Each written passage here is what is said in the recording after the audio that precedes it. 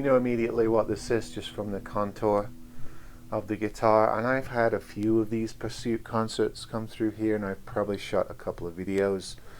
Each one tends to be a different wood configuration. This is one of the exotic series, so we have the solid cedar top with the Myrtlewood back and sides, which is a really nice combination. You don't see too much Myrtlewood in the guitar world, but Breedlove in their exotic series is making use of it, and it's a really nice hardwood. A lot of the same properties, it feels like to me, as maple. So it's a good resonant reinforcing hardwood for instrument making.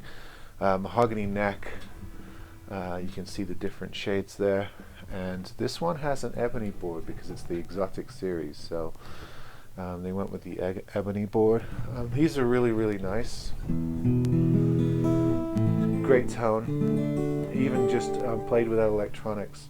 For a small body guitar, for a concert shaped guitar, it has, you know, some decent bottom ends to the spectrum. They're making these now without the cutouts. The last couple I've got are just a jack and then a one single control right here. This one came with the control down. Had to glue it back up on there, but that's not a big deal. It was the only thing wrong with it. Now it's like new. But these are terrific guitars. I think this one has the LR bag. I think it's the LR bags. I'm not sure. System with the just single control. You can see some nice work on the inside. The notched kerfling is very clean. The bracing is exquisitely carved, sort of fluted on the edges.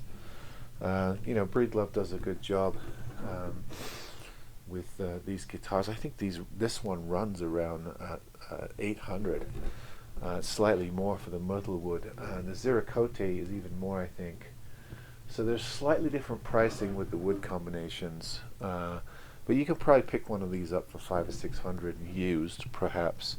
The rosewood faced headstock, which is interesting, and that very unique sort of off-kilter spear-shaped design they have for their headstocks.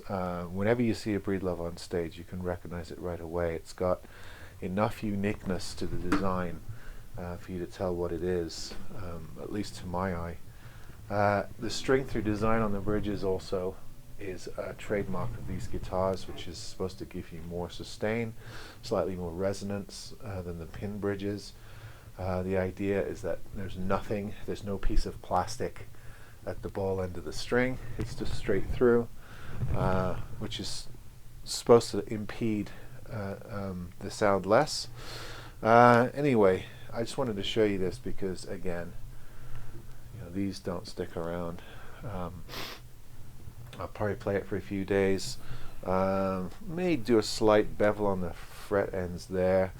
Wanted to show it to you right away. It comes in that nice Breedlove gig bag with the neck anchor, which is nice. I'm glad Breedlove does that. I wish more companies would be conscientious about including a bag. It just helps with shipping. It's nice to get a guitar out of the box in a case.